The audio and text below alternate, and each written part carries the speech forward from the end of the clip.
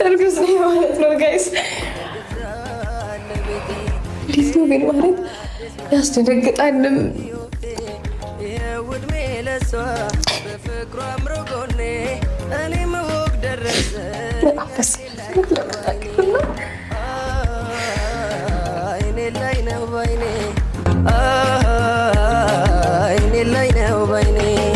አንድም ሰው እንዳይቀር ግብዣ ለቤቴ ሌላ አዲስ ምዕራፍ ሊይዝ ነው ሕይወቴ። ይኸው ዕድሜ ለሷ በፍቅሯ አምሮ ጎኔ እኔም እውቅ ደረሰኝ አይኔ ላይ ነው ባይኔ አይኔ ላይ ነው ባይኔ